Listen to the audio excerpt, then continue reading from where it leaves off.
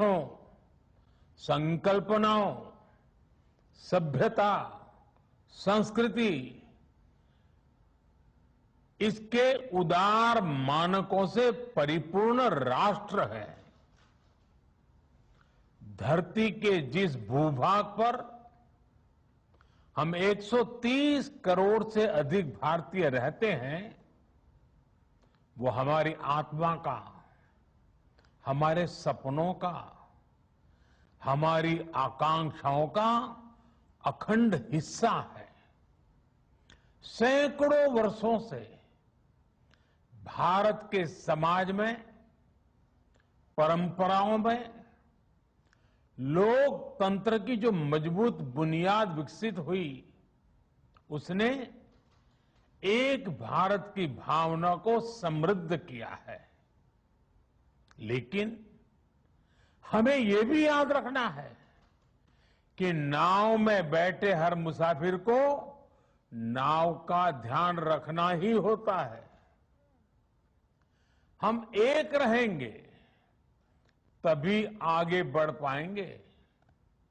देश अपने लक्ष्यों को तभी प्राप्त कर पाएगा। साथियों, सरदार पटेल हमेशा चाहते थे कि भारत सशक्त हो, भारत समावेशी भी हो, भारत संवेदनशील भी हो और भारत सतर्क भी हो, विनम्र भी हो, विकसित भी हो। उन्होंने देश हित को हमेशा सर्वोपरि रखा। आज उनकी प्रेरणा से भारत बाहरी और आंतरिक हर प्रकार की चुनौतियों से निपटने में पूरी तरह से सक्षम हो रहा है। पिछले 7 वर्षों में देश ने दशकों पुराने अवांछित कानूनों से मुक्ति पाई है। राष्ट्रीय एकता को संजोने वाले आदर्शों को नई ऊंचाई दी है। जम्मू कश्मीर हो, नॉर्थ ईस्ट हो या हिमालय का कोई गांव, आज सभी प्रगति के पथ पर अग्रसर है। देश में हो रहा आधुनिक इंफ्रास्ट्रक्चर का निर्माण देश में भौगोलिक और सांस्कृतिक दूरियों को मिटाने का काम कर रहा है। जब देश के लोगों को एक हिस्से से दूसरे हिस्से में जाने से पहले ही 100 बार सोचना पड़े, तो फिर काम कैसे चलेगा? जब देश के कोने कोने में पहुंचने की आसानी होगी, तो लोगों के बीच दिलों की दूरी भी कम होगी, देश की एकता बढ़ेगी।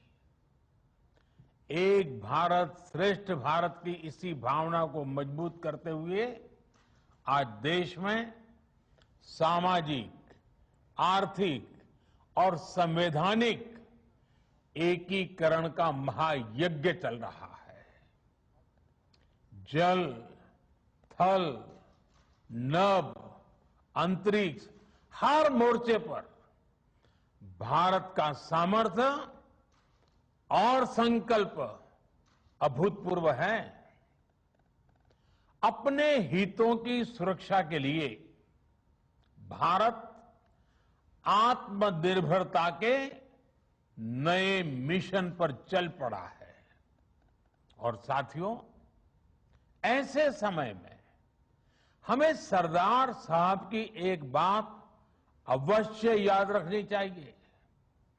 सरदार साहब ने कहा था, by common endeavour we can raise the country to a new greatness, while a lack of unity will expose us to fresh calamities.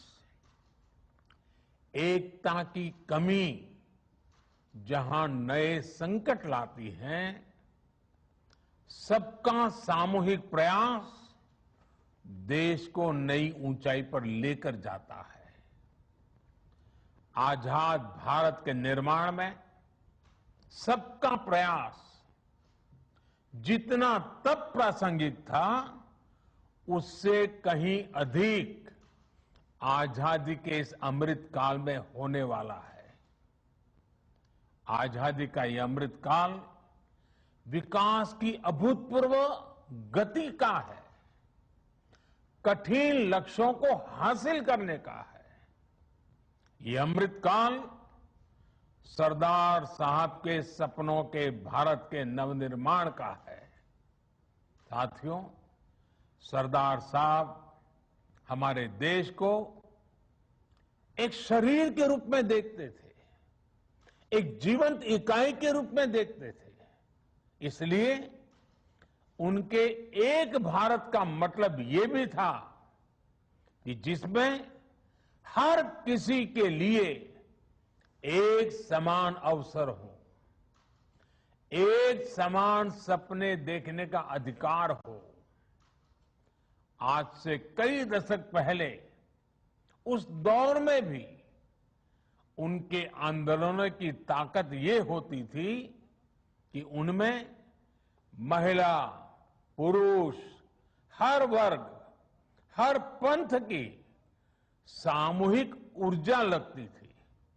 इसलिए आज जब हम एक भारत की बात करते हैं, तो उस एक भारत का स्वरूप क्या होना चाहिए? उस एक भारत का स्वरूप होना चाहिए एक ऐसा भारत जिसकी महिलाओं के पास एक से अनेक अवसर हो, एक ऐसा भारत जहां दलित, वंचित, आदिवासी, वनवासी, देश का प्रत्येक नागरिक खुद को एक समान महसूस करे।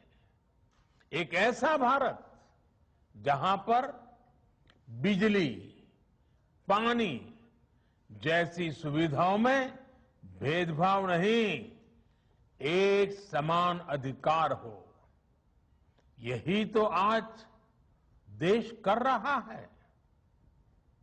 इसी दिशा में तो नित नए लक्ष्य तय कर रहा है। और ये सब हो रहा है क्योंकि आज देश के हर संकल्प में सबका प्रयास जुड़ा हुआ है। साथियों, जब सबका प्रयास होता है तो उससे क्या परिणाम आते हैं, ये हमने कोरोना के विरुद्ध देश की लड़ाई में भी देखा है। नए कोविड अस्पतालों से लेकर वेंटिलेटर तक, जरूरी दवाइयों के निर्माण से लेकर 100 करोड़ वैक्सीन डोज के पड़ाव को पार करने तक, ये हर भारतीय, हर सरकार, हर इंडस्ट्री, यानी हर एक नागरिक, यानी सबके प्रयास से ही संभव हो पाया है। सबका प्रयास की इसी भावना को हमें अब विकास की गति का, आत्मनिर्भर भारत बनाने का एक मजबूत आधार बनाना है। अभी हाल ही में सरकारी विभागों की साझा शक्ति को पीएम गति शक्ति नेशनल मास्टर प्लान के रूप में एक प्लेटफॉर्म पर लाया गया है। बीते वर्षों में जो अनेक रिफॉर्म किए गए हैं, उनका सामूहिक परिणाम है कि भारत निवेश का एक आकर्षक डेस्टिनेशन बन गया है। भाइयों और बहनों, सरकार के साथ साथ समाज की गति शक्ति अगर ये जुड़ जाए तो बड़े से बड़े संकल्पों की सिद्धि कठिन नहीं है, सब कुछ मुमकिन है। और इसलिए आज जरूरी है कि जब भी हम कोई काम करें तो ये जरूर सोचें कि उसका हमारे व्यापक राष्ट्रीय लक्ष्यों पर क्या असर पड़ेगा। जैसे स्कूल कॉलेज में पढ़ाई करने वाला युवा एक लक्ष्य लेकर चले कि वो किस सेक्टर में क्या नया इनोवेशन कर सकता है। सफलता असफलता अपनी जगह पर है, लेकिन कोशिश बहुत जरूरी है। इसी प्रकार जब हम बाजार में खरीदारी करते हैं तो अपनी पसंद नापसंद के साथ साथ ये भी देखें कि क्या हम उससे आत्मनिर्भर भारत में सहयोग कर रहे हैं या हम उसे उल्टा कर रहे हैं। भारत की इंडस्ट्री भी विदेशी रॉ मटेरियल या कंपोनेंट्स पर निर्भरता के लक्ष्य तय कर सकती है। हमारे किसान भी देश की आवश्यकताओं के अनुसार नई खेती और नई फसलों को अपनाकर आत्मनिर्भर भारत में भागीदारी मजबूत कर सकते हैं। हमारी सहकारी संस्थाएं भी देश के छोटे किसानों को मजबूत करें।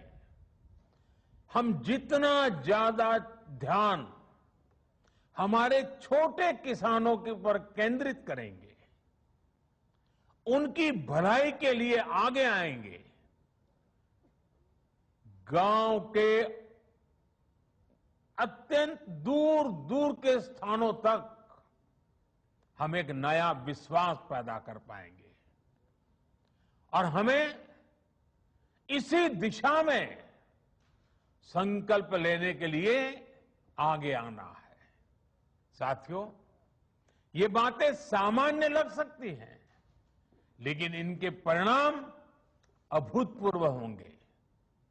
बीते वर्षों में हमने देखा है कि छोटे समझे जाने वाले स्वच्छता जैसे विषयों को भी जन भागीदारी ने कैसे राष्ट्र की ताकत बनाया है। एक नागरिक के तौर पर जब हम एक भारत बनकर के आगे बढ़े तो हमें सफलता भी मिली और हमने भारत की श्रेष्ठता में भी अपना योगदान दिया। आप हमेशा याद रखिए, छोटे से छोटा काम भी महान है अगर उसके पीछे अच्छी भावना हो। देश की सेवा करने में जो आनंद है, जो सुख है, उसका वर्णन शब्दों में नहीं किया जा सकता। देश की अखंडता और देश की एकता के लिए अपने नागरिक कर्तव्यों को पूरा करते हुए हमारा हर प्रयास ही सरदार पटेल जी के लिए सच्ची श्रद्धांजलि है। अपनी सिद्धियों से प्रेरणा लेकर हम आगे बढ़े, देश की एकता, देश की श्रेष्ठता को नई ऊंचाई दें। इसी कामना के साथ आप सभी को फिर से राष्ट्रीय एकता दिवस की बहुत बहुत बधाई। धन्यवाद। बहुत बहुत बहुत धन्यवाद माननीय प्रधानमंत्री महोदय आपका। हम माननीय प्रधानमंत्री महोदय के संदेश से प्रेरणा लेंगे एवं माननीय गृह मंत्री महोदय के मार्गदर्शन से संकल्पबद्ध होंगे।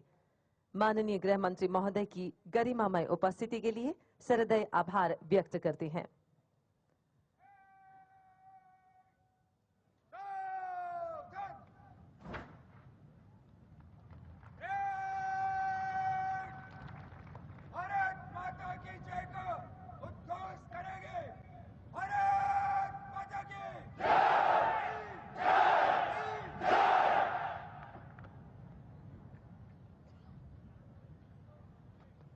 फिर से एक बार सरदय आभार प्रकट करते हैं माननीय गृह मंत्री महोदय की उपस्थिति के लिए। राष्ट्रीय एकता दिवस के इस कार्यक्रम का इसी के साथ समापन होता है।